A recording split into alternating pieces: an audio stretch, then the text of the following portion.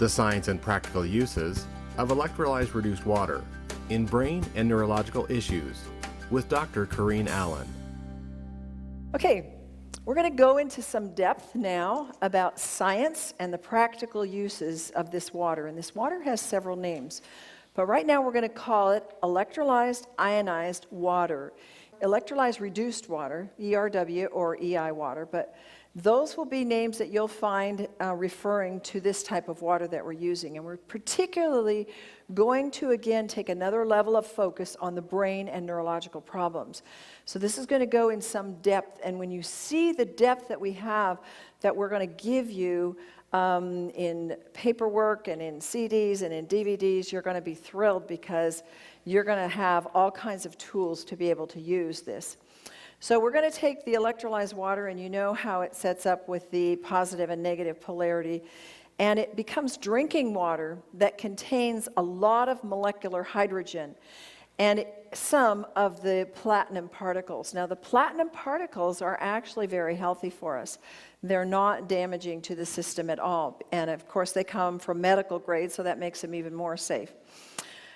We're going to look at the electrolyzed reduced water in clinical settings, and I'm going to blow your minds with what they have discovered about this water and how phenomenal it is for our health. This technology is processing hydrogen gas, but they found that in getting the hydrogen into the system, it was more efficient to use this electrolyzed water that had the high hydrogen than using just the gas. So they found it had the best clinical application. Now, the source of this water, we already know. Tap water, spring water.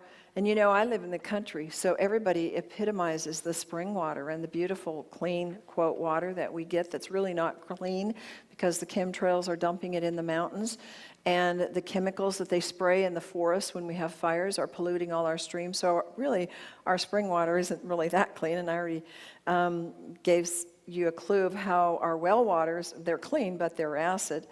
And we want water that has minerals in it, so we need potassium, we need magnesium, because the ionization splits them and opens it up, and that current then creates that negative current, charges those electrons of those minerals. And we want the negative charge, and we want to leave that positive charge out there. So here's some things that I want to help you with, because people get tongue twisted about how and what can I say about my water that's going to stay within the regulations of our government and any company, and within our health. And it's a good idea. We look at this positively because we really don't want to be going out there and telling people this can do this or that and cure that, because we don't know that. It's God's job to take the natural ingredients that we have, take it in the best form that we are giving it to them in, and do the job. So we never want to say cure. We never want to say heal you. We don't want to say it's going to prevent. We don't want to say it's going to ameliorate or alleviate. We don't want to say it's going to treat. We don't want to call the people patients or treatments. We want to say this water can balance you. This can support. It can promote. It can balance. It can energize. It can protect. It is neuroprotective. It can uplift, and it can reduce. And you want to call the people clients. And it's energy balancing. If you stick to those terms, you will be just fine in staying within the law. And really, I think there's something in us that puts a little bit of skepticism when we say this cures everything. Because, again, that's not our job. That's God's job to take the natural qualities of it and let their body do the healing. Now, the brain. We know that the brain is so important. And it's such a big consumer of water. If we would have all had this water available through college and through school, wouldn't we have been so much better off? And the brain is only 2% of the body's weight, but yet it uses 20% of the body's total oxygen. So it's very, very important. How is this electrolyzed, reduced water affecting the negative factors in the body? Okay, we're going to look at these factors, and you can write them down and then put your subpoints. All this can be done in a very simple outline. The inflammation. We're going to deal with inflammation and how this water works and what is the research about it neurologically. Inflammation equals free radicals. We all have inflammation. Acidosis, dehydration, and then we'll tell you some miscellaneous things about what it can do. And what does pH mean? We know that it's potential hydrogen. The concentration of the hydrogen atoms in a solution are what the pH is. And 9.0 is 50 times stronger than 8.5, and 9.5 is 500 times stronger than the 9.0 pH. So let's look first at the free radicals, and they are radical. What happens with them? Well, the ionized water has low molecular weight, and it has high reduction potential. Now, these are some of the scientific terms, but you're ready for that next level, right? Because you've had lots of water, and you've gotten the basics, and now we're going to go a little deeper. And it makes a superior scavenging agent against active oxygen. So oxygen that has been used in the system becomes active, and it becomes a free radical. So we need to go after this. So the electrolyzed reduced water produces the negative side and the negative electrons. Traditionally, we judge the quality of water by its pH. That's what we did for years in my practice. What's your pH? You know, what's the pH of your body and what's the pH of the water? But we're looking at the redox potential, which is the ORP, which is going after the free radicals, which is much more important than the pH, much more powerful. So the electrolyzed reduced water isn't just simply alkaline water. It's that negative, negative, negative. Think of negative. In this case, the negative is good, and the negative is what you want, because it neutralizes those free radical oxygen elements out there. The higher, or we could say the lower, if you want, in the negative, but the bigger the number of the negative, the more powerful it is to go after those positive ions. Now, hydrogen, after doing this study and you know, just being in it for really hundreds of hours to prepare these, I saw how important hydrogen was. And recent studies indicate that it's the most potent anti-aging and antioxidant, anti-cell death, and anti-inflammatory agent that there is. Look at this, what it says in the literature. It has the most potential medical application, and they're using it more and more and more in the medical circles. Hydrogen treatments. Now, why am I saying treatment when I told you couldn't? Because I'm just giving you right out of the research. So switch your brains and go, now this is research. So when you say research, that this research article says this, you can use those words. But when you're talking about you need this for a treatment, that is not allowed. But when you're using an explanation of what has been done in research, do use those words. So as a treatment, the hydrogen effectively protects the cells, the tissues, the organs against oxidative injury. And it helps you recover from dysfunctions. So it's very, very powerful. The electrolyzed reduced water showed oxygen reduction potential and high levels of dissolved, meaning ready to use, hydrogen ions. And the electrolyzed reduced water, research called it what? Look at this. Neuroprotective antioxidant therapeutic treatment. Oh my goodness, isn't that what we want to say? You can say it, it's right there. There's the research on it. No known toxic effects in the body. Okay, what's the highest form of hydrogen water that you can get? The 11.5.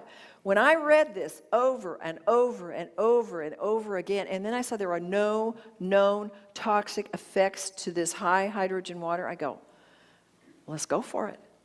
So I started using it, started recommending it, and wow, things started really changing. Now, ionized water is much more superior to any other antioxidant there is.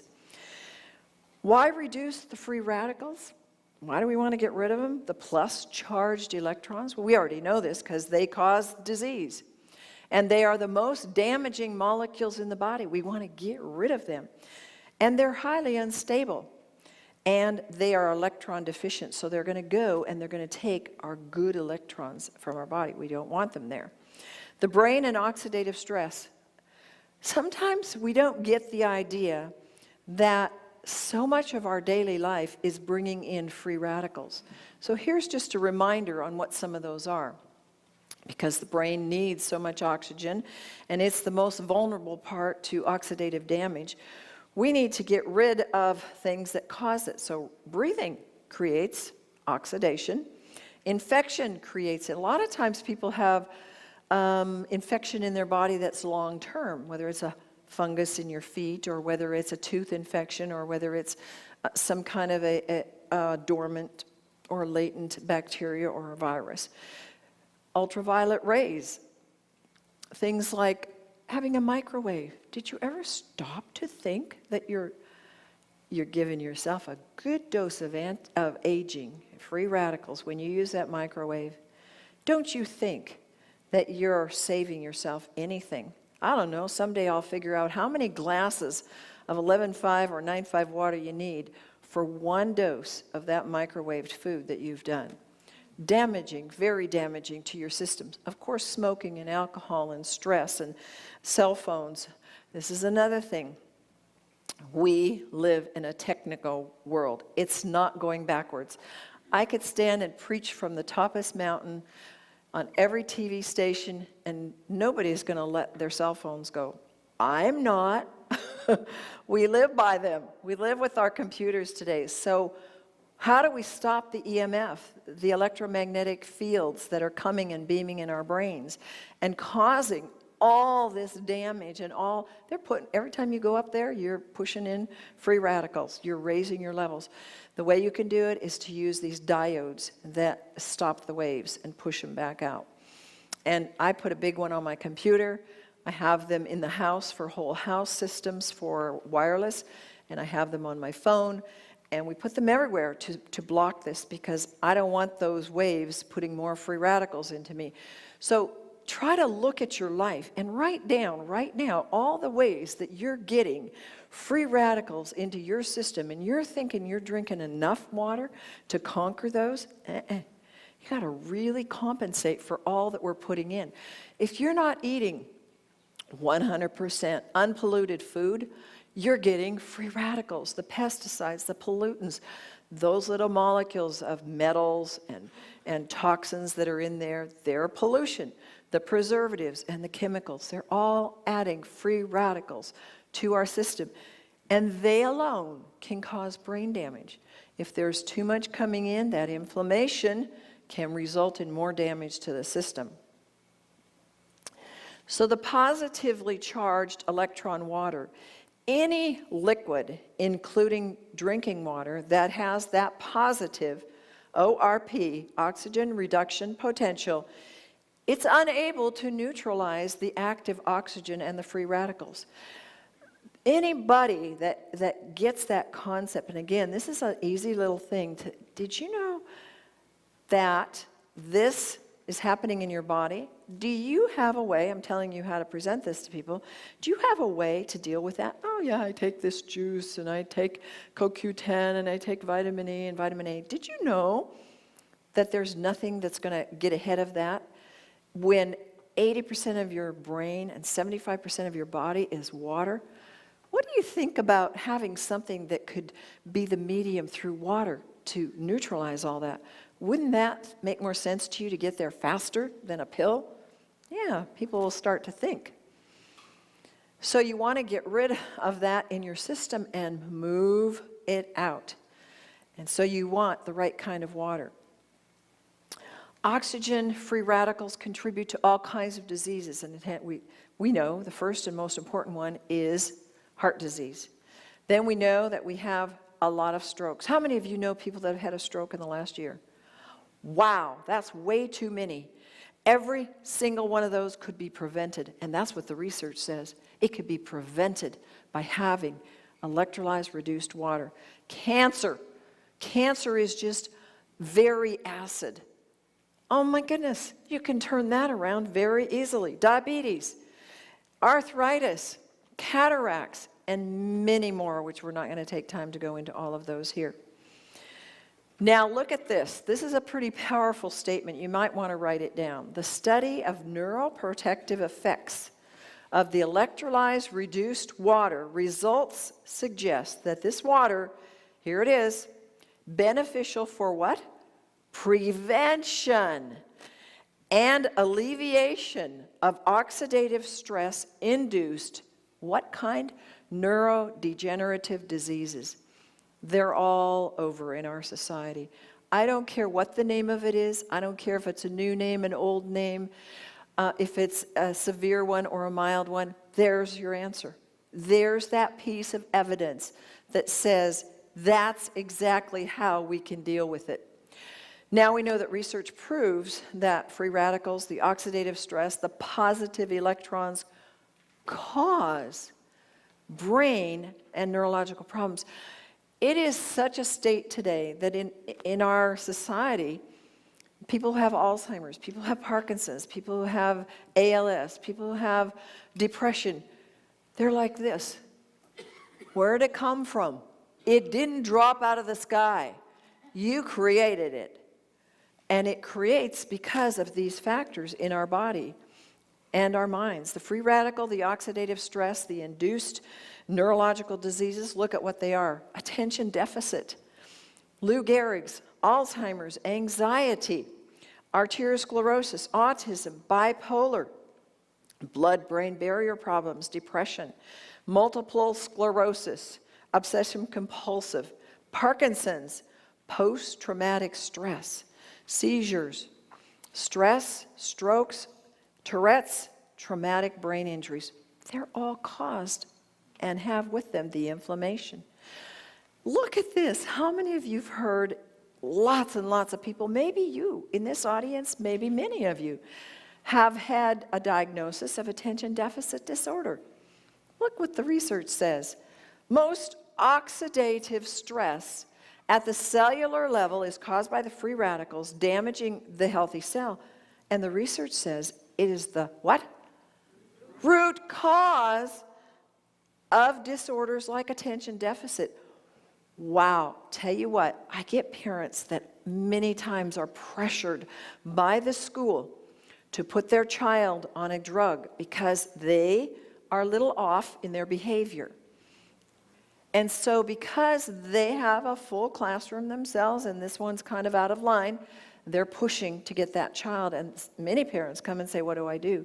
There's your answer. Take that back to them and show them that piece of evidence. It's not caused by that. There's the answer. Let them have the water all day long during school.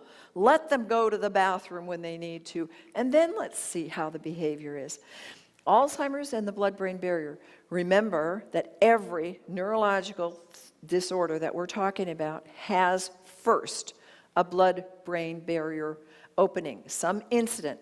Could be premature birth, could have been a car accident, could have been a traumatic upbringing, could have been a war experience, could have been anything. But this pump is active. And when you have this not working right, in Alzheimer's, they have found this information, that the levels of this amyloid beta protein accumulate in the brain because the pump is pushing it into the blood past the blood-brain barrier. Well, how to get past the blood-brain barrier? They had some kind of injury earlier in their life.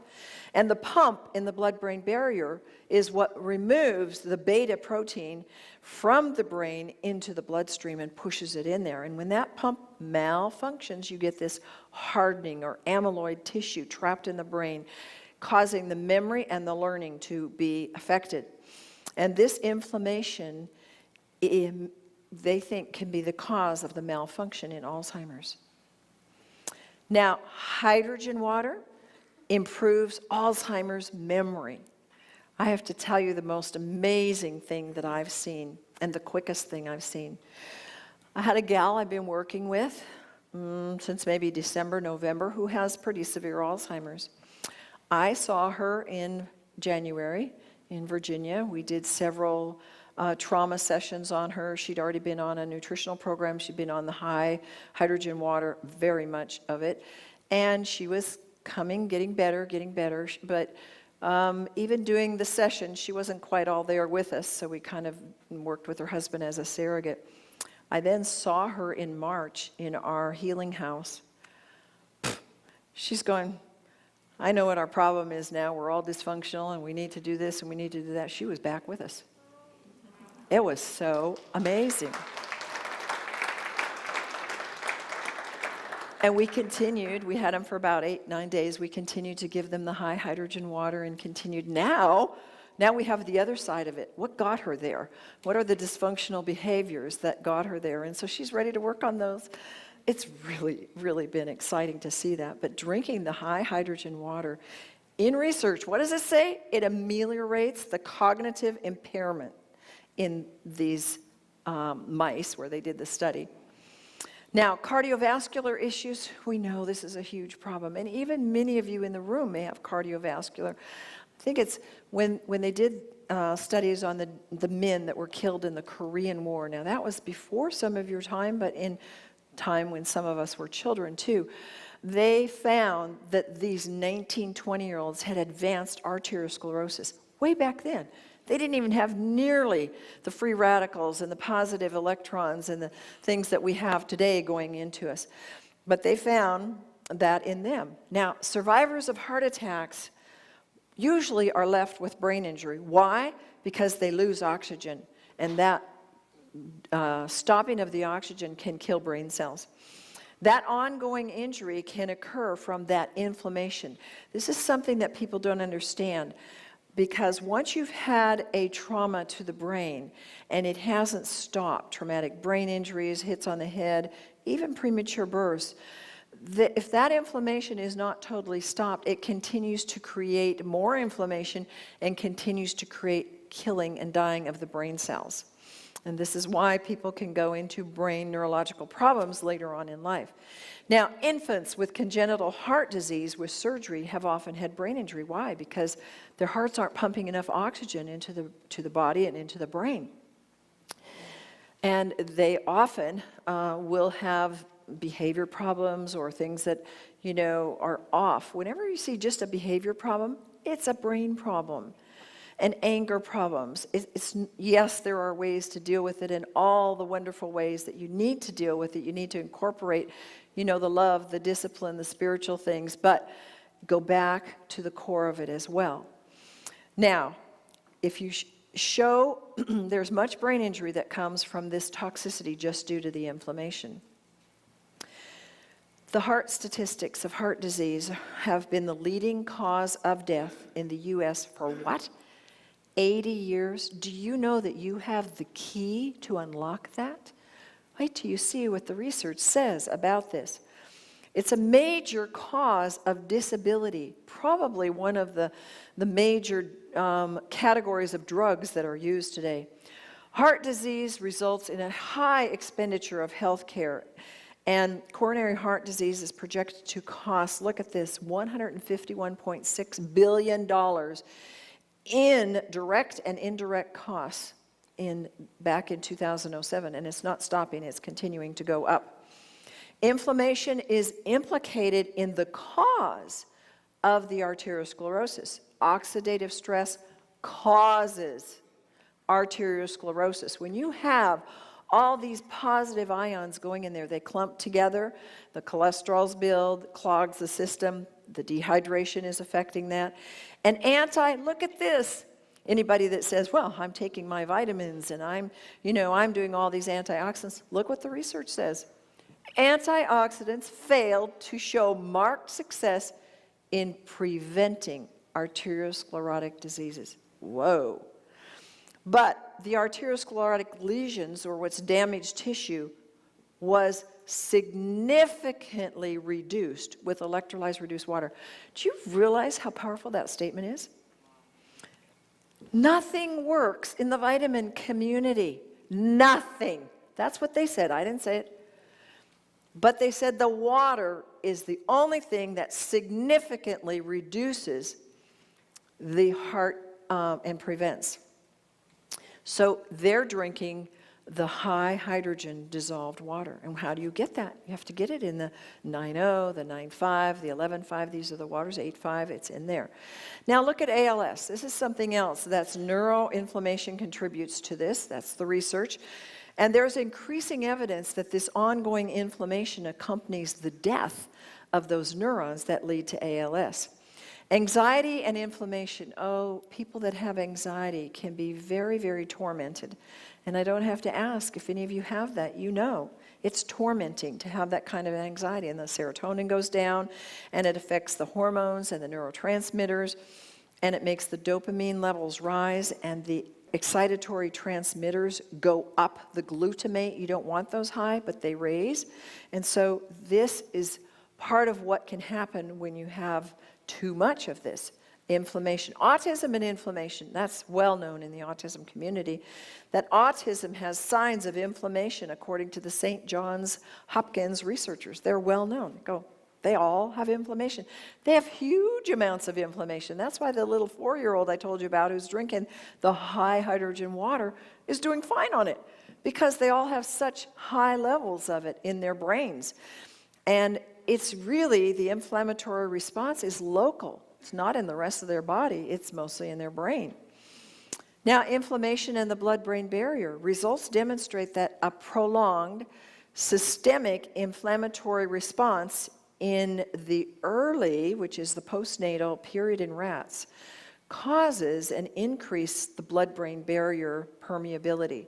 So if you have an effect of something that's causing it, and we're going to show you what causes those things early in after being born, there can be a blood-brain barrier opening and damage to the brain that ensues from this. That blood-brain barrier is a selectively permeable barrier that keeps out the things. God intended this to be there, to keep out what you don't belong in there, what shouldn't be circulating into the brain. It's to protect us. Here's some things that could be causes, which a lot of times people think are just, oh, it's just a part of life. I fell off a skateboard. Oh, I had a horse injury. You know, I was just working with people last week, and probably 1 out of 2 of them had a horse falling off a horse. And no wonder they were having problems. Any kind of a car accident can have residual problems, or you fell somewhere doing something, and, you know, doing something stupid.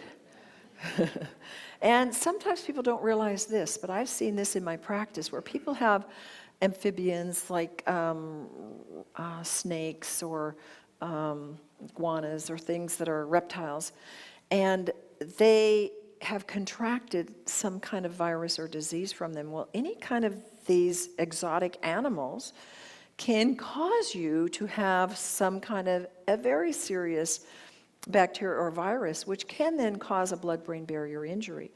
And of course, vaccines, we know, can create some very strong inflammatory response. And we have children that come to our brain camp who've been vaccinated, and they have very high inflammation in their brain, some known as autism, some just known as brain injury. So the blood-brain barrier inflammation can cause that brain damage. So you're going to activate the inflammatory cells, and it goes into the circulation, and they can remain dormant in the brain. And they can be key factors of why later on in life you develop a neurological disease. So if you have something in your past, it's a good idea to check out your blood-brain barrier and see if it's open. And damage to that white brain matter in some premature infants can be happening because they were exposed to intrauterine infections, something that happened in the mom where she got sick and it opened the blood-brain barrier. And then you have brain damage resulting from inflammations because of an inflammation-induced disruption, whatever, forceps, suction, any of these things can create blood-brain barrier openings. So prenatal brain injury can be prevented by stopping the inflammation in the brain. The long-term changes in the blood-brain barrier permeability occur after there's a long time of that inflammation, and the white matter starts to get damaged, and it starts to break down after that inflammation in there, and then you have manipulation of these inflammatory responses can have implications. So that What's a manipulation of it? Coming in with the ionized high hydrogen molecule. And look what it says about babies in the research. You can have a prevention of some developmentally induced neurological problems. Every time somebody comes and says, well, I have this or I have that, I go, but I don't remember anything. Well, lots of times injuries come in birth. 7 out of 10 are brain injured at birth. That's a lot. That's statistics. So our procedures today are highly invasive and highly causing things that might be an anger problem, might be a behavior problem, might be a concentration problem, and they may be mild or they may be severe. The milder they are, the less we think that that birth had anything of an impact on it. The more severe the birth is, the more of an impact on the person there is. A brain injury in newborns from bacterial infections. There are neonatal infections and sepsis that can come from E. coli, staphylococcus, streptococcus, that can get into the system and can cause brain injury in a baby. And there are babies that do, they either stay there from their prenatal state or they have to go back into the hospital. So I'm giving you this information because you'll have grandchildren, you'll have people, and we generally in society don't think about these things as being why we're now having problems later on in life. And then here's something that was amazing to me, because a lot of people don't know where cerebral palsy comes from. Cerebral palsy is kind of the all collective term about everything in their body is spastic and doesn't work right and their brain doesn't work right. And we've seen some tremendous changes in cerebral palsy, people who've come into our brain center. Oh my goodness, they get functions that they haven't had their whole life, and things start to work and to move in wonderful, amazing ways. But science has found that they have a septic condition in many of the cerebral palsy children that cause the brain injury. So again, another verification that bacteria and things can affect the brain. It can be E. coli-induced inflammation can, again, play a role in the white matter. How do we get rid of E. coli? 2.5. Very good. In how many seconds? 30. Yeah. We don't need these things to be happening. Okay, bipolar shows inflammation. Microscopic structures are a sign of inflammation in the brain and the cerebral spinal fluid, and they found this in bipolar. They've proven it's in there. They've proven it that inflammation is in depression. A recent study published at the University of California in San Diego, what did it say? That depression is linked to chronic brain inflammation. That is a standard university, well known, is coming out with that kind of a statement.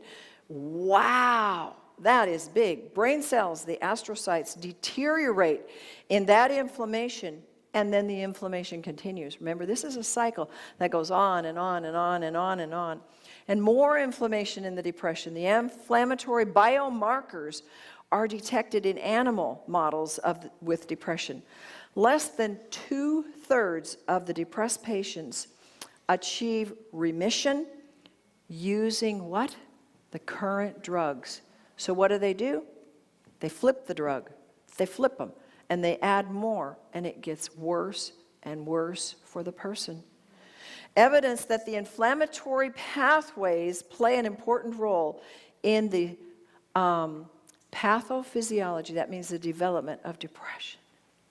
Guys, depression is huge in our world today. We have the answer, and you can prove it. Absolutely. Inflammation produces insomnia. The inflammation produced by insomnia prevents that melatonin from being produced. If you have problems sleeping, something's wrong with your melatonin. Remember, water makes hormones, makes them get to where they need to go. And you want to have, and also you're going to be increasing dopamine. You want to reduce them. MS. Oh, MS is a very sad and a very hard thing to deal with. But the immune cells make their way across the blood-brain barrier, and they make more inflammation in the brain. So see how important the water is to stop that inflammation? It's also important to stop that blood-brain barrier opening. Patients with MS are going to exacerbate the problem if they drink other liquids and things, but they're generally treated with what? Anti-inflammatory drugs. Most of them will be on those. Wow. Proving, again, what research just told us. Obsessive compulsive, I gotta, do this. When they're in the extreme form, they debilitate your life. And parents that have children that have obsession compulsive behaviors have a very difficult time. Some children develop a strep. What did I tell you earlier about the bacteria in the brain causing a brain injury? They can have that from birth, or they can get it from a strep infection. And it is found in some with mood disorders and the obsessive compulsive disorder. The immune inflammatory pathways are critical pathways that are part of that beginning or genesis of the obsessive compulsive. So the infection and inflammation anywhere in the body can cause changes in the brain's ability to produce serotonin. Serotonin is one of the main things they try to produce when they give you many of these psychotropic drugs. The water helps to produce that serotonin. So many, many things reduce your serotonin, but the main thing is the positive ion, the free radicals. Parkinson's. Parkinson's is such a hard thing because it's not an easy flip. It's a very, very long-term, very, very hard thing to deal with. And sometimes those people are also hard to deal with, bless their little hearts, but they don't always have the most willing spirits to do what they need to do. Now, I propose that that's part of what got them in them. Remember, you have the blood-brain barrier opening, but you also have genetic openings, but you also have your thoughts. And if you haven't taken control of your negative thoughts, you open the door for a whole lot more than just bad things to happen. It opens the door for all these free radicals and all these negative diseases to come. Chronic oxidative, what does it say? Chronic. It's been going on for a long time. Oxidative stress in the neurodegenerative diseases like Parkinson's, and we could name all the rest with it. Look at what research said. They found it showed a significant reduction in the loss of dopaminic neurons. You realize that when they take the drugs to help them with their dopamine, that after a few years, they don't work and they have the opposite effect. Whoa. People get hooked into it because they're desperate, but then they're really desperate because it stopped working and it goes the opposite way and they get terrified. And if you can get them this water before that, you have done a very major favor to them. Parkinson's research shows that drinking the high hydrogenated ion water, what does it do? Reduce the risk of the lifestyle changes, related oxidative stress, and the neurodegenerative disease like the Parkinson's. The high hydrogen electrolyzed reduced water, the therapeutic antioxidant, suppresses the brain injury by buffering the effects of oxidative stress. One of the goals with every neurological disorder is to get them to drink water. My client that had the Alzheimer's wife, was it easy for him to get her to drink the 11.5? It was a full-time job. But he stuck on it, and he stuck on it, and he stuck on it. And he succeeded because he was on her. Just a little bit more, just a little bit more, just a little bit more. We're not doing this until you drink this. He did it. And the protective effects of this high hydrogen water reduces the dopaminic neuron loss is proven. Now, post-traumatic stress. We deal with post-traumatic stress in our brain camp, and this is something that God has given us. We've had various forms of dealing with the emotions and what's going on there because there's usually a lot of trauma. But last year, trauma kept coming up on their programs. We do light frequency programs to help restore neural connections in the brain. And trauma, post-traumatic stress kept coming up. And they couldn't relate to any particular thing other than, just normal things. But usually post-traumatic stress is really severe.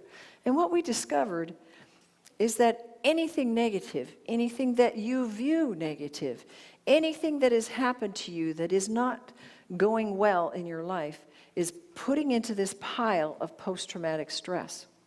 Whoa. Once we discovered that, we discovered through some trial and error how to turn this around. So God really gave us, we had kind of a team there. God brought some people to us that were just passing through. A good friend of mine who's very anointed as and a gifted person. And together we put things together for this post-traumatic stress that we now do, and found a way to clear it out of the DNA, to clear it out of their life, and to turn their lives upside down. We took a gal that had 3 personalities in our program.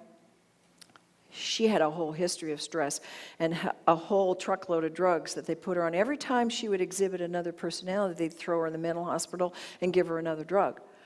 And so they sent her to us and said, fix her. We didn't know what we were dealing with at first. God brought the answer right when we needed it. And we integrated all 3 of those personalities by the time within a week. That's unheard of.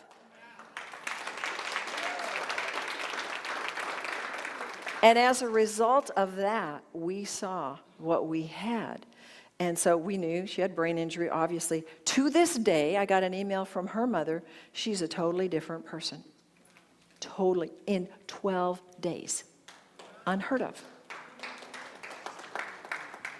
So post-traumatic stress, we discovered, can come if your daddy sees you're just awful, you can never do anything right, you're the worst person on the planet, or they beat you. It doesn't have to be physical, it can be verbal, or you had a husband, or you had whatever. It doesn't have to be something that is necessarily physical. It can be all emotional, and it can be buildup. And what I have found from this is that when you've had trauma somewhere, your life keeps tripping. You can't get it together in your relationships. You can't get it together in your relationship with God, with your mate, with your children. And I've been seeing 1 marriage, 2 marriages, 3 marriages, 4 marriages in Christians. And I'm going, there's the reason. God knows that. And He gave us an answer, and it has been, wow, absolutely amazing. Because how many in here have gone through that process with me? Raise your hands high. Okay, several of you can talk to them, but it's been life-changing for people, and to see them being able to flip so quickly when so much of it takes so much time. But post-traumatic stress is putting all this inflammation. No wonder when we see post-traumatic stress, they have fibromyalgia, they have cancer. Every single case of cancer has post-traumatic stress behind it. Every single one. And post-traumatic stress can be alleviated, and look what it says. It's neuroinflammatory, it's anti-inflammatory treatments could alleviate post-traumatic stress. And when people come to me and they've already started the water, they go, oh, you have no idea how much this water has helped me. Yay, hooray. They've already got started on part of the process of healing. Seizures and inflammation. All seizures are due to inflammation, and I believe all due to a blood-brain barrier opening. Inflammation can contribute to that, and the seizures give neuron loss. And the inflammatory reactions in the brain can enhance the neuron activity, which are the seizures, and they impair the cell's survival, and they increase the permeability of the blood-brain barrier. So we've got more problems because more toxins and more free radicals, more inflammation can get in. Stroke, we asked you earlier how many of you knew somebody that had a stroke recently. Look at this, it's the leading cause of neurological death and disability. Wow, how sad to see somebody who was functioning and now they're not functioning very well. And how frustrating for that person. I have seen miracles with just the water. And if we can get to them before that incident, look what it says. Electrolyzed reduced water, researchers found an innovative, who'd ever thought water? It's so cheap and so easy. Way to prevent cardiorenal injury and ischemic stress, which are strokes and heart attack. Folks, you can say to people, did you know that this water can prevent strokes, and heart attacks. Do you know anybody in your family? Listen to the people. Let them talk to you. Let them tell you what they need, because it's the leading cause of death. So the chances are very high that they know somebody or have somebody in their family that already has the problem. Look at what this stress does. An ischemic event, it blocks and obstructs the blood. Strokes, heart attacks, coronary occlusion, and traumatic brain injuries. It damages the blood-brain barrier. They have edema, they have inflammation, they have neurodegeneration, they have neurodeficits, and neuroprotective drugs do not work. Look what the research says. I didn't say it. Neuroprotective drugs do not work.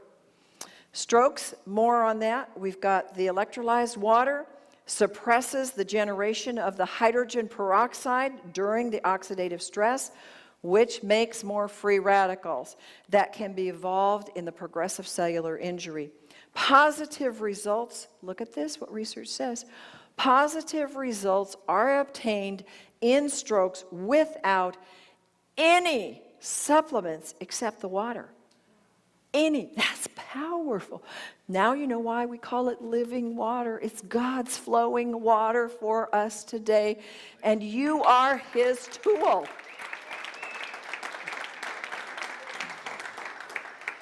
You have a job to get this out there and to tell people this truth. The leading way this works is it inhibits the inflammation and the oxidative stress. This indicates that just applying this novel, that means new. It is new because we haven't had this technology in our country for a very long time that has been allowing us to do this. They've had it in Russia, they've had it in Japan, and they've been doing the research for years. And I've heard that almost, I don't know what percent, but a very large percent of the families in Japan have these in their home. And this indicates a novel strategy for the prevention of the cardiorenal. Now, a lot of times people have kidney problems, and kidney, we'll get into some of that a little later, but that whole complex there, the water is your answer. Traumatic brain injury, it disrupts the blood-brain barrier. Again, research tells us. It creates inflammation and edema. People that have had a traumatic injury, and I hear it all the time, fell down the stairs, a car ran over them, a bomb went off near them. That inflammation did not stop because they had a surgery. It did not stop because they got out of rehab. It's still there. It creates the oxidative stress and the cell death. And I tell them it's just a matter of years before you're going to get something else going on. And it will deteriorate the brain and give you secondary injury somewhere else in the body, and leads to neurodegeneration. A lot of times it'll go into emotional stuff where they're very stubborn, or they're very angry, or they just can't function emotionally with people. And it suppresses of the inflammation, improves when you have this water. Electrolyzed reduced water is high pH. It's low dissolved oxygen, extremely high dissolved hydrogen, extremely negative redox potential. It has the active hydrogen. It scavenges, means eats up the oxygen that's out, and it protects your DNA and proteins from oxidative damage. I've started flying with water. One of the gals in our brain camp said, "How do I fly with this water?" My belief was, they'll never let you. I said, well, try it. So she went to her, and I said, our little airport is really tough. She walked up to the guy at the counter and said, "How do I get this water on the plane?" And he said, "Ma'am, what is that water?" And she said, "This is such and such water." And he said, "This is how you do it. My wife was healed from cancer with that water. You just go to them and you say, 'This is water for medicinal purposes.'" And you know what? I've traveled ever since with my 3 bottles, put them in my computer bag, carry one, and I'm drinking that water, and it usually gets me where I need to go. And I fill up my tank when I get there, and it makes a huge difference. So you can do it too. Whenever you travel, only one place, Atlanta, told me I needed a prescription, and I said, "I'm sorry, I don't have it with me." I don't even have it, but you don't need it. You just say it's for medicinal purposes and they have to let you on. Hydrogen can be widely used in clinical settings and safe and effective, minimal results. Again, see the safety of it? This kept coming through. It's safe. They're using it in clinical. It can be applied as a treatment in multiple diseases. Oh my, it was shown effective in loss of blood flow, strokes, TBIs, heart attacks, diabetes, and cancer. Cheaper than any drug therapy. Maybe somebody will be motivated someday to figure out what it actually costs a person in lost wages, in family loss of money when they have a heart attack or a stroke. I'm telling you, there's nobody on the planet that can't not afford this water. It is absolutely affordable for everyone. You just have to break it down and get them to understand that they can't live without it. And it is the most effective anti-inflammatory treatment. It reduces the antioxidants. Okay, there's oxygen kills cells, so it stops that. It suppresses the ischemic reactions, heart attacks and strokes. It reduces the injury in the brain. Reduces injury to the hippocampus. Now, what does that mean? Well, it's just a part of the brain. But if you link that to seizures, hippocampus is where many of the seizures are coming from. So it's very important. It's also important for Alzheimer's. So it reduces the chronic inflammation in the colon. And it ameliorates, people ask me this all the time, chronic neuropathy. Kidney damage from inflammation like lupus and diabetes and drugs is very effective for the kidneys.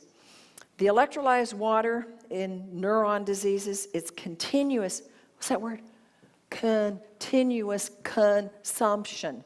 Not just once in a while or every 3 days. It's got to be continuous, and it's got to be. Changes are really much more powerful when it's right fresh out of the tap and right out of the machine. It reduces the oxidative stress in the brain. It prevents that injury which causes the decline in learning and memory. If your memory seems to be going down, you need to get more water, and maybe you need to do some things that are a little more aggressive with other therapies that the water can push in, like metal detox and things like that. Hydrogen water may be applicable in the prevention use, look at this, in cognitive and neuronal disorders. That's right from the research. What would happen if you have a mom or a dad in a nursing home and you take this in and you show them the research? Can I please have this water? Well, here's all the science behind it. This is giving you folks the evidence. So when you have those hard, and I know you do because I get those emails all the time. How do I get this water to them? How do I prove to them that they need it? People are always asking me, how do I prove it to this mom? Or how do I prove it to this dad or this doctor? We're giving you the answers so that you have that ammunition when you need it. How to stop the inflammation in the brain and the body. You drink high amounts of hydrogen water, and the electrolyzed reduced water is beneficial for prevention. There's the two words that we can use because the research tells us, and alleviation of oxidized, stress-induced human neurodegenerative diseases. Do you realize that the hardest thing that people are dealing with today is the neurodegenerative diseases? It hits the whole family circle. And everybody's going, all they know is drugs, which make it worse. And you have the answer. Acidosis, the second thing we want to look at, is the primary cause of disease. Look at what Sherry Rogers said. After evaluating the results of my advice to hundreds of individuals, I'm convinced that toxicity in the form of acidic waste is what? The primary cause of degenerative disease. And alkaline water rids the body of acid waste. We want to get rid of that booger and get him out. Acidosis is solved with the alkaline water because it's a savior. It really is a savior for those suffering from disease because it's a good assistance enhancing good health. Antioxidant electrolyzed reduced water contains an abundance of ionic calcium. By drinking it, it helps burn off the process, and by drinking that antioxidant, it also helps bring minerals into our body. Acidosis, inflammation, and oxidation. Researchers found that chronic acidosis, here we go, back to the inflammation. The acidosis feeds into the inflammation and creates more free radicals. And acidosis led to an increased oxidative stress and reduction in glutathione. How important is glutathione? It is critical. Look at what happens. Remember, children have a lot of glutathione. From age 20 to 30, you lose 10%. 30 to 40, you lose 10%. In your body's ability, and so on. So if you're 60 and 70, you have very little glutathione. That's why the acidosis is increasing greatly after you hit some of those ages. And it says acidosis led to an increased oxidative stress, and it reduces the glutathione. And the protein thiol, which binds with mercury. So it's very important. The water, again, is a key to all of these. Acidosis and brain damages. High acid can be a result of emotions. I knew this morning when things weren't going so well for me, I needed to keep this stinking thinking going and just thank. You know what does the Bible say? It says praise and thanksgiving. There's a reason why it says it all over. Praise and thanksgiving. Thank you. I'm going to find that. Thank you. There'll be an answer. Thank you. I just know it's going to be taken care of. I don't need to fuss and worry. I don't need to create acid that shuts down and gives me more acid. And it reduces your body's ability to get minerals in. And it decreases your energy production in the cells. And it slows down the ability of your cells to repair. Negativity produces more acid. Have you ever been so upset that you get a stomach ache? Probably all of us. And again, it's our thinking that did that because it makes acid. Any negative thought produces an acid environment. If we thought about how many times a day we said no, don't, or not, we would be shocked. I've begun to have a little self-talk about those words. How can I say it in a positive way? Because those are actually very negative ways of saying things, and that's just one little trigger of how to help yourself get past that. Acidosis leaches calcium. Among those symptoms, the metabolic acidosis leads to a loss. Why do you think acidosis goes to your knees and your elbows and your toes and your pain? Because it's leaching calcium. Calcium is what helps relieve pain. In a 2006 study, the researchers in Sweden found that the acid load in the human body can cause a loss of magnesium. When you have a loss of magnesium, what do you have? Anxiety, seizures need magnesium, and you have also mitral valve prolapse and migraines. All these need magnesium, so it's very important to have that magnesium in your system. Allergies and acidosis. People eat too much sugar and they eat too much meat. This creates high acidosis. It's very healing to have a plant-based diet and to have very little meat. Every allergy case has low calcium. You've got to have the calcium higher because it helps your body's resistance. And the body becomes overly sensitive and develops allergies very easily. But the alkaline ionized water has that ionic calcium to help alleviate that allergy. Cerebral allergies affect your mental health. You can eat things and get irritated and upset. And that's a mild case. There are some people that go into psychosis and deep depression just because of what they're eating. More than 50% of the schizophrenics display some form of cerebral allergy, which contributes to their symptoms. 1 in 10 children react to foods causing behavioral problems. The ionized water alleviates allergies. In every allergy case, the patient's antioxidant minerals were excessively low, which means that their resistance gets low. The body becomes overly sensitive and develops allergies easily. Therefore, what science says, it's clear that antioxidant water, the ionic water, and the ionic calcium can help alleviate allergies. Just look at how people go to their antihistamines just very, very readily. When electrolyzed reduced water neutralizes those toxins that cause allergy, controlling the acidity, enhancing the digestive system and the function. Because allergies are all of that. Their digestion, their acidosis, their dehydration, and this water gets in there and gets rid of it. Autism. Remember, autism was related to the free radicals, the inflammation. They're also acid. And what do most parents feed these kids? Whatever they want. And so the kids are controlling the parents, by the way, and we teach them how to turn that around. Research has frequently found lactic acidosis in the brains associated with the autistics by the research. And they found undigested carbohydrates were being changed by the bacterial in the to a substance called D-lactic acid because of their systems. High amounts of this D-lactic acid in the bloodstream have caused bizarre behavior symptoms. If you've ever been around an autistic, they can have bizarre behaviors, but not just them, other people as well. Bowel acidosis can cause neurological problems. It's been said that there is a second brain, and that second brain is your gut. And Dr. Wakefield found that the connection between the gut and the brain have a neurological function has already been established in several conditions.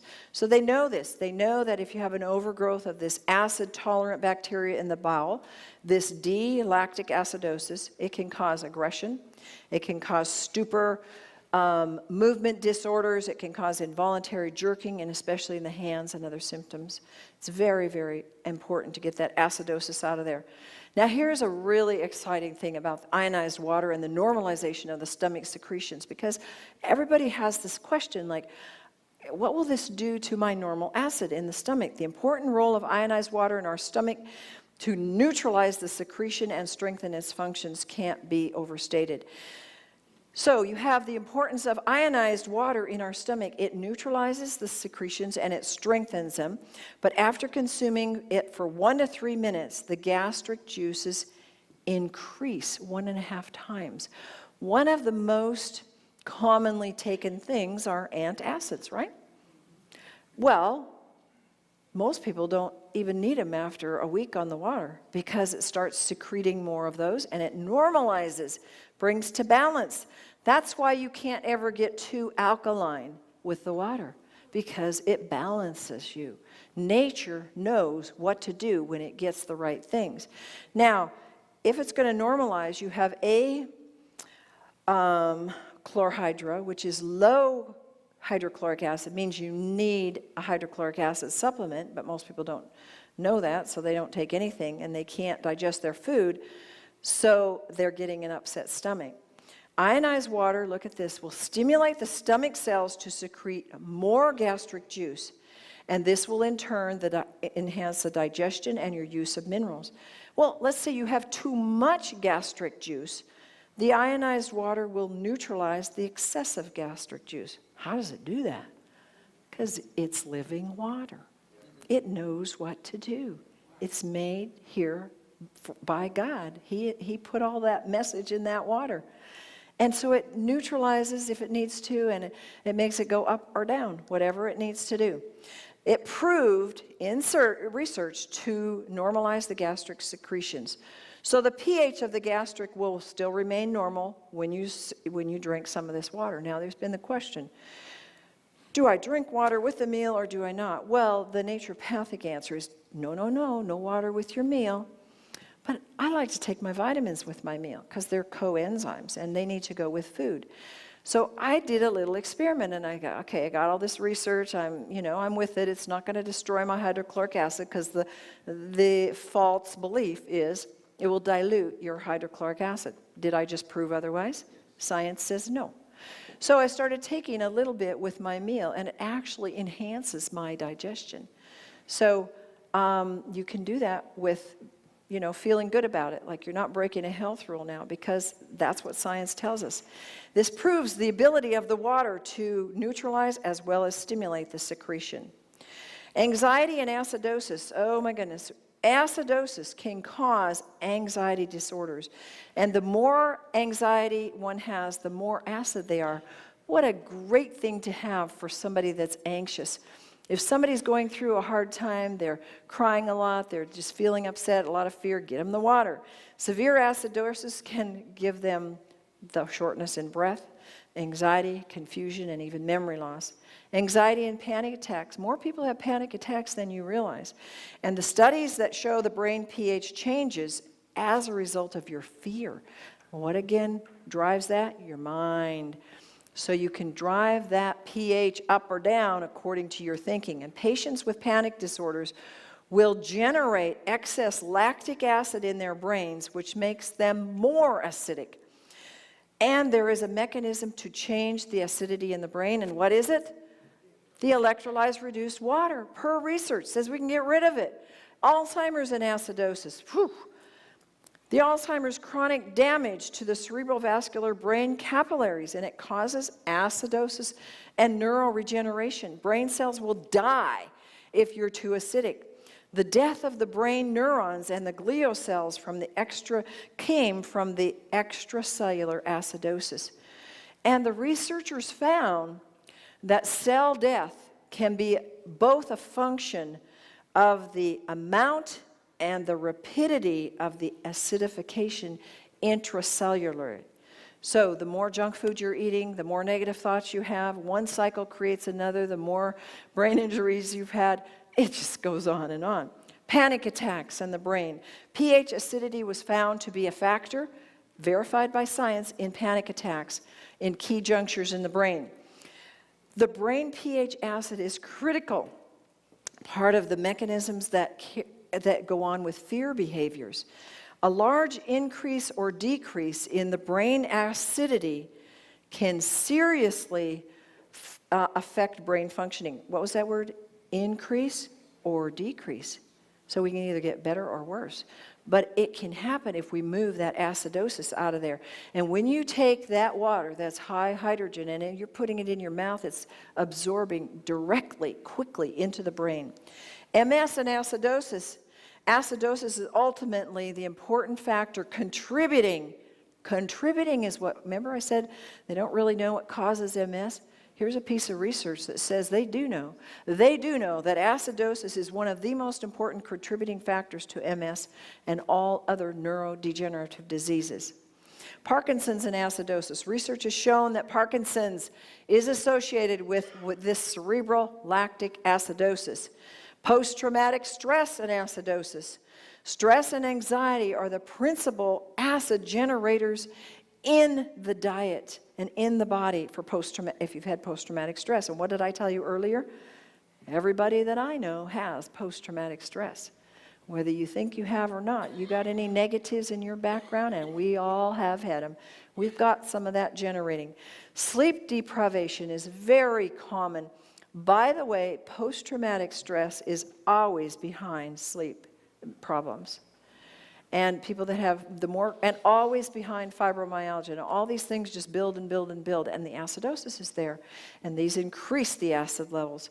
And post-traumatic stress, acidosis, can result in very serious issues. So these things come again. This is why we started putting everybody through the emotional trauma clearing, because whether it was depression or whether it was delirium or hallucinations or whether they had joint pain or muscle aches and pains or heart failure, whatever it was, mentally problems, neurological problems or physical problems, it was all related to trauma somewhere.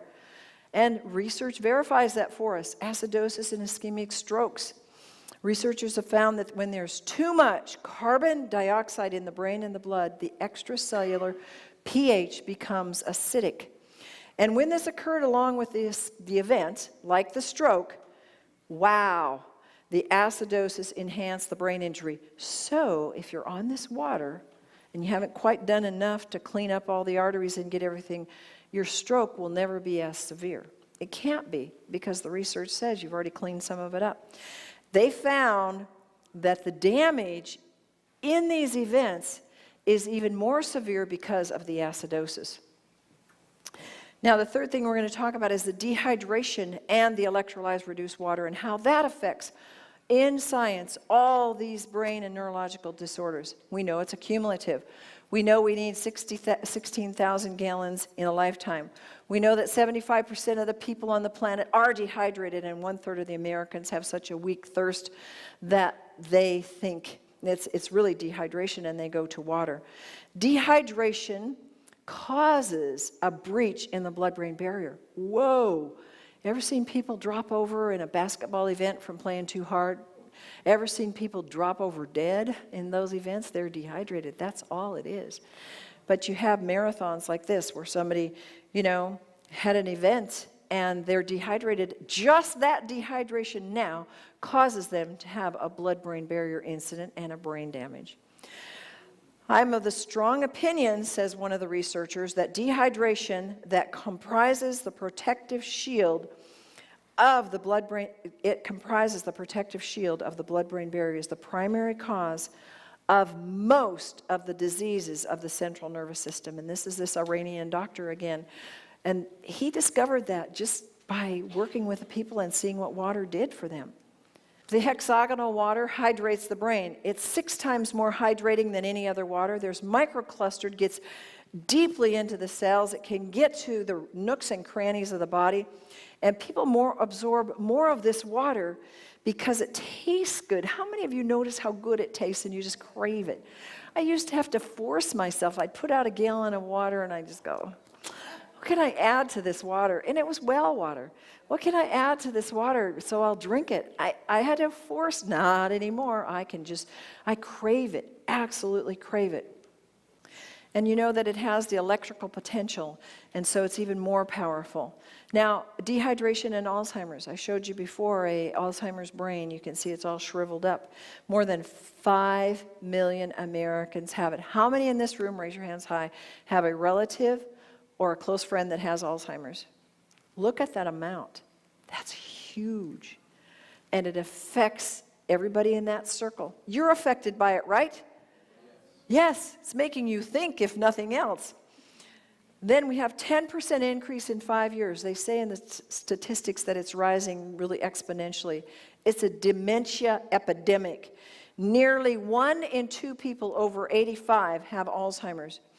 And that's true. You see people in nursing homes, oh, my mother's in there, she's got Alzheimer's. And the thing is, it doesn't kill them fast. They stay alive.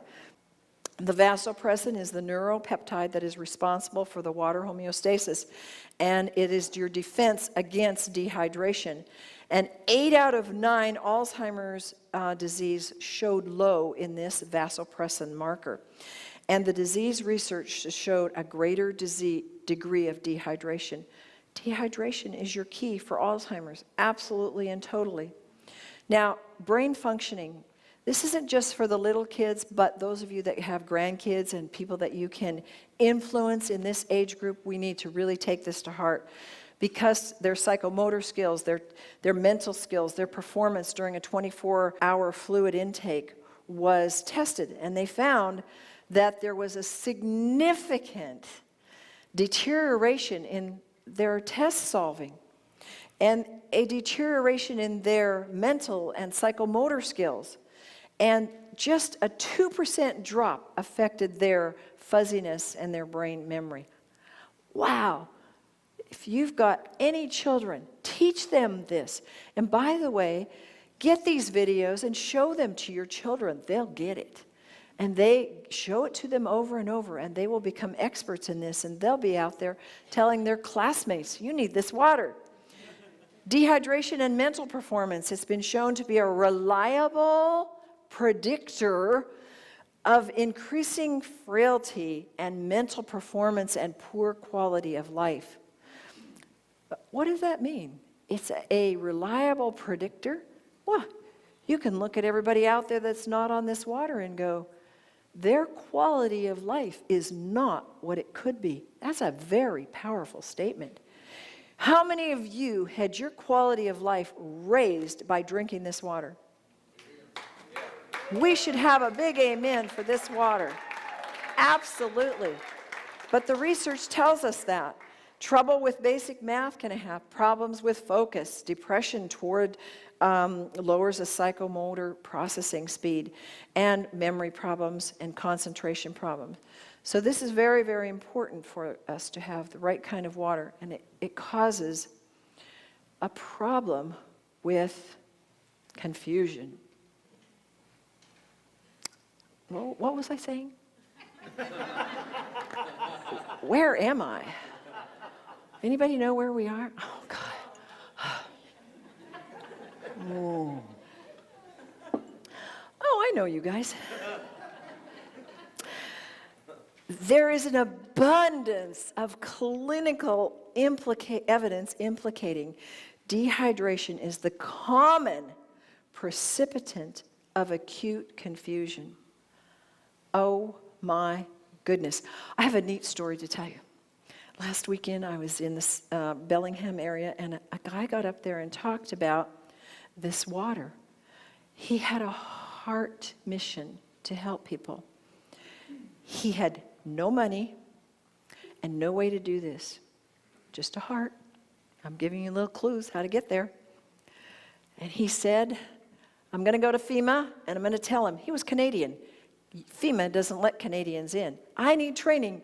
I've got to get trained for disaster relief because I want to help people. He didn't tell him why. I want to help people. No, I'm sorry, you're Canadian. We don't let Canadians in. You don't understand. I can help people. I want in. Slam the door.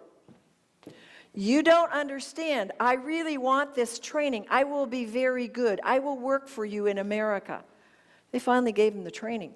He became certified and he went to Katrina.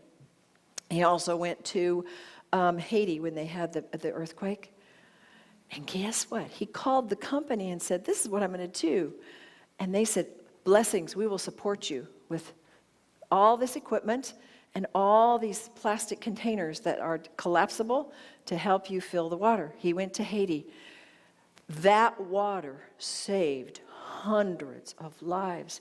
That was the only thing they had. They had every building. They were still shaking with aftershocks. Every building was collapsing. People were afraid to be inside the building for fear it would collapse on them again. So it had to be outside under tents. That place is hot and stinky and it has a lot of bugs. And everything had to be sterilized. They had no electricity. He had to hook it up to battery. They used that 2.5 water to sterilize their surgical instruments, to sterilize wounds, to help with wounds, that they were in surgeries and things. And he had pictures of all this. It was so touching to see what one man's heart did for thousands of people. And it was heart-wrenching when he told us this, that was the picture. So when you get a picture from heaven, don't say there's no way. There is a way.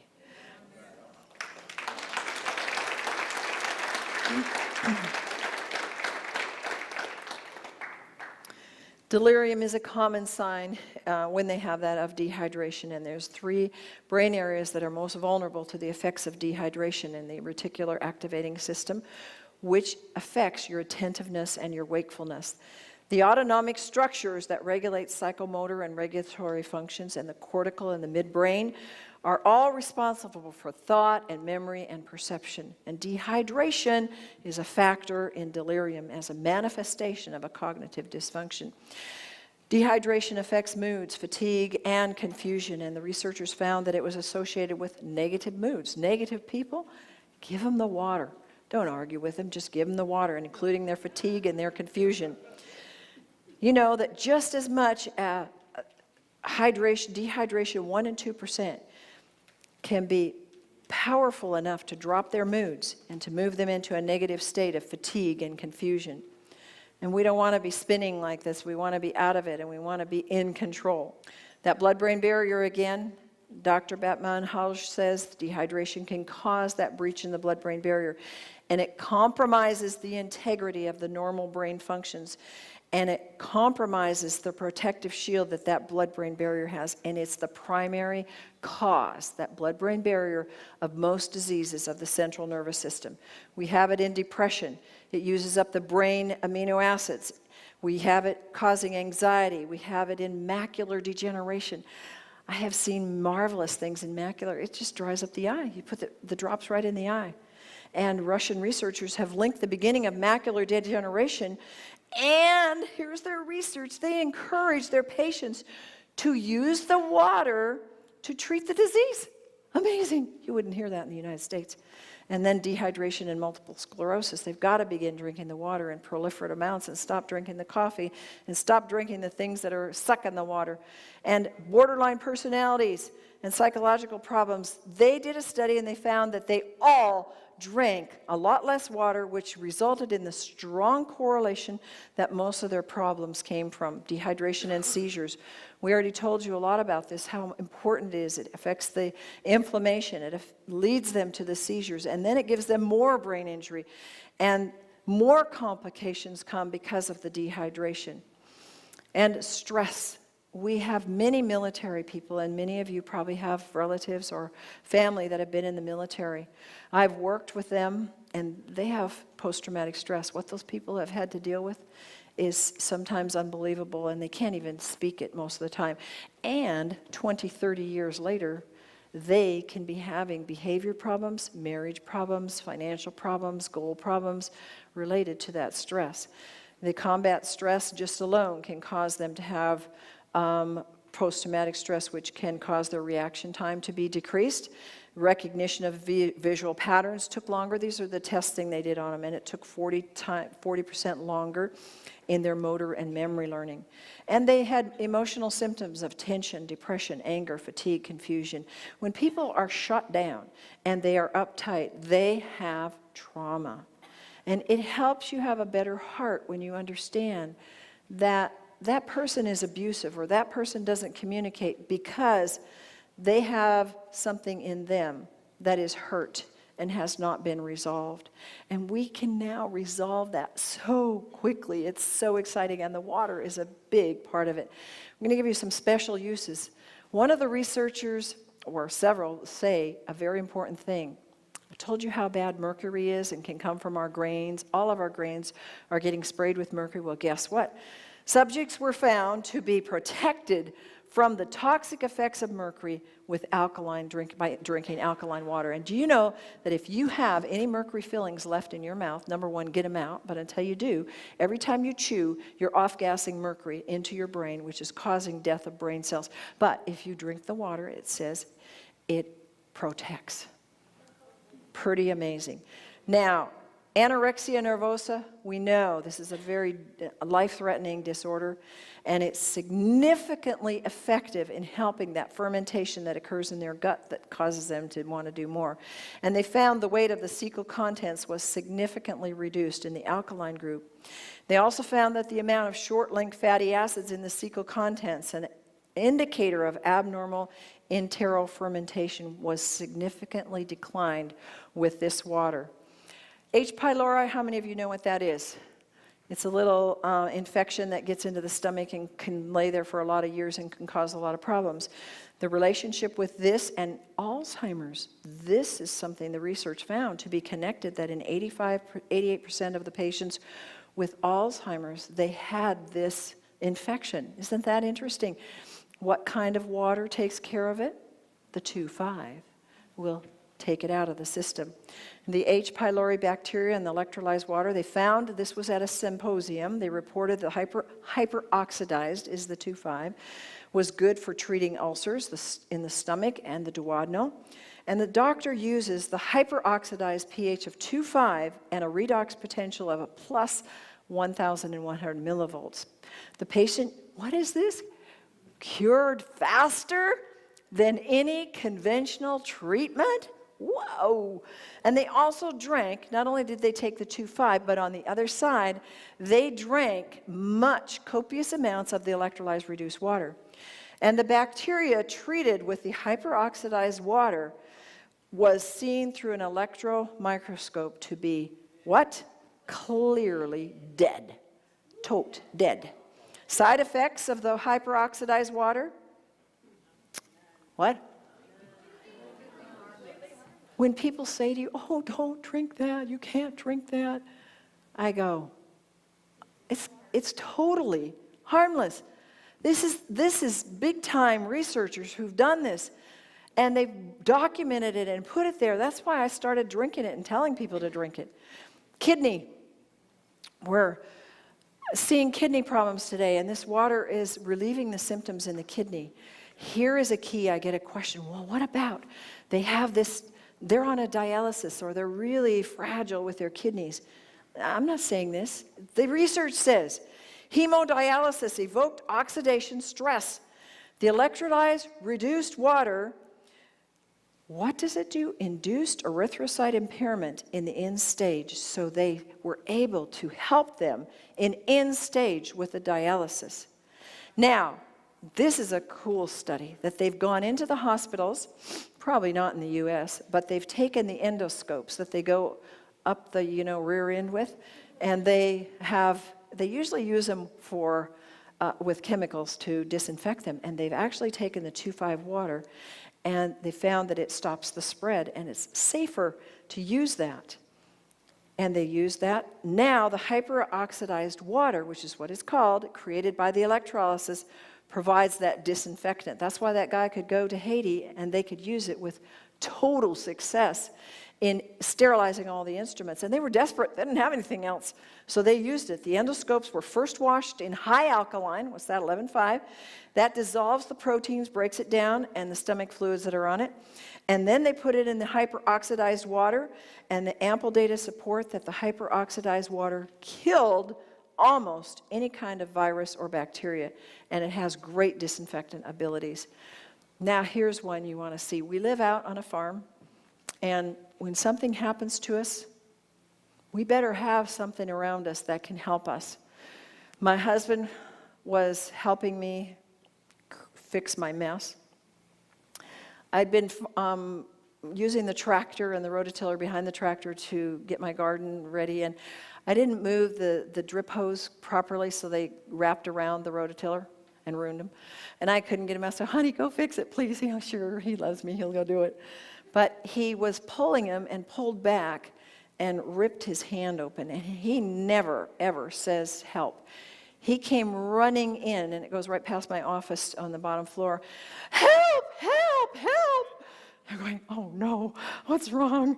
And he comes in and he's just dripping blood. And I go, okay, what do?